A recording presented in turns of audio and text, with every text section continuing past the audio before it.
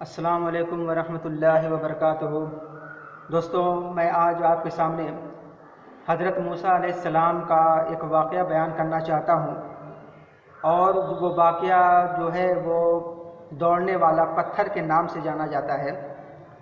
یہ پتھر 1 ہاتھ لمبا اور 1 ہاتھ چوڑا چوکور پتھر تھا، جو ہمیشہ حضرت موسیٰ علیہ السلام کے جھولے میں رہتا تھا۔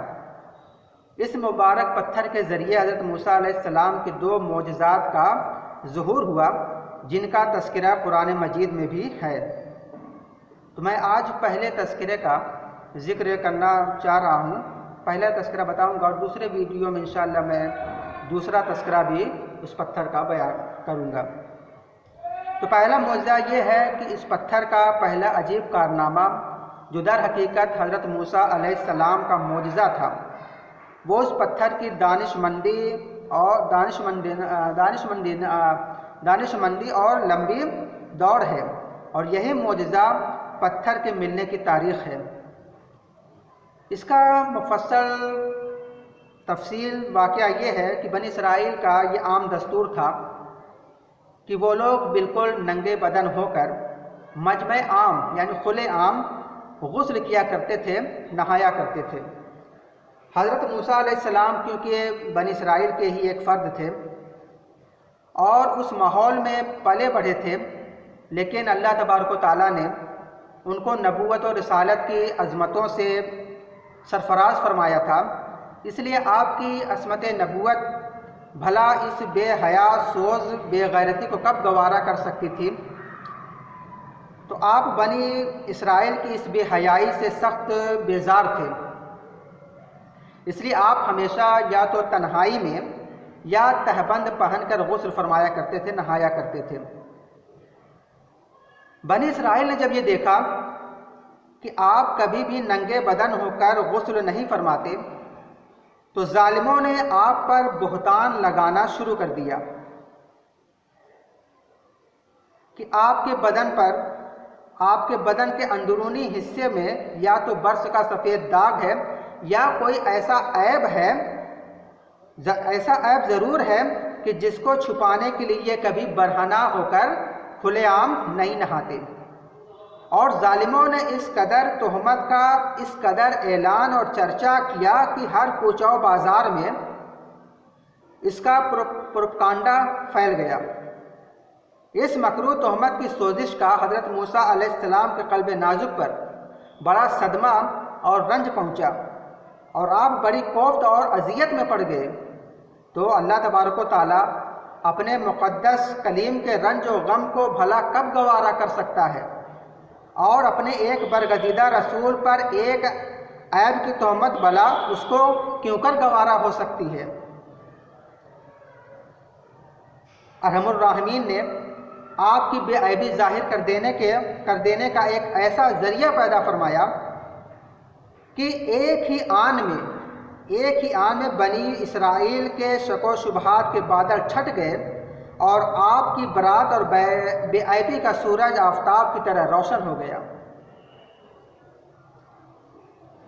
اور وہ ہوا یوں کہ ایک دن آپ پہاڑوں کے دامن میں چھپے ہوئے ایک چشمہ پر غسل کرنے کے لیے یعنی نہانے کے لیے تشریف لے گئے، اور یہ دیکھ کر کہ دور دور تک کسی انسان کا نام و نشان بھی نہیں ہے، اس لیے آپ نے تمام کپڑوں کو ایک پتھر پر رکھ کر اور بالکل برہنہ بدن ہو کر غسل فرمانے لگے۔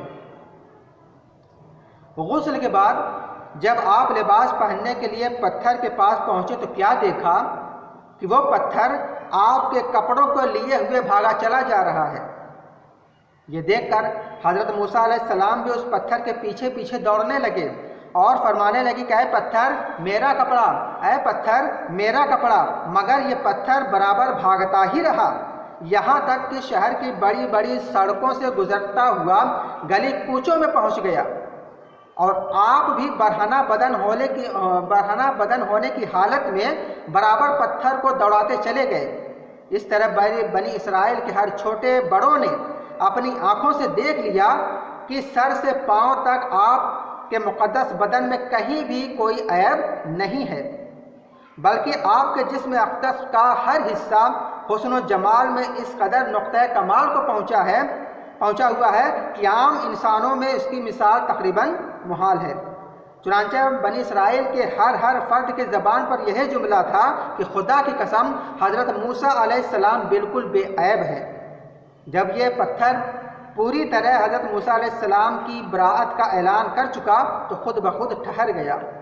آپ نے جلدی سے اپنا لباس پہن لیا اور اس پتھر کو اٹھا کر اپنے جھولے میں رکھ لیا۔ اللہ تعالیٰ نے اس واقعے کا ذکر قرآن مجید میں اس طرح بیان فرمایا ہے، یا ایھا الذین آمنوا لا تکونوا کالذین آذوا موسیٰ فبرہ اللہ مما قالوا وکان عند اللہ وجیہا، کہ اے ایمان والو تم ان لوگوں کی طرح مت ہو جاؤ جنہوں نے تہمت لگا کر حضرت موسیٰ علیہ السلام کو دکھ دیا تھا۔ تو اللہ تعالیٰ نے حضرت موسیٰ علیہ السلام کو ان لوگوں کی بکواسی سے بری فرما دیا اور وہ اللہ کے نزدیک بہت آبرو والے ہیں۔ تو دوستوں یہ پہلا واقعہ تھا جو میں نے آج آپ کو بیان کیا ہے۔ تو اسی پتھر کا ایک دوسرا واقعہ میں انشاءاللہ اپنے اگلے ویڈیو میں بیان کروں گا۔ تو اگر ہماری بات کو آپ کو پسند آئی ہو تو ہمارے چینل کو سبسکرائب ضرور کریے گا، لائک اور کمنٹ ضرور کریے گا۔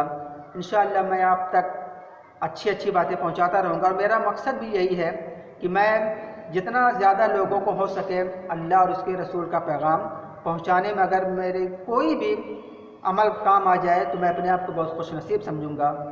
اللہ تبارک و تعالیٰ سے دعا ہے کہ ہمیں کہنے سننے سے زیادہ عمل کی توفیق عطا فرمائے۔ وآخر دعوانا الحمدللہ رب العالمین۔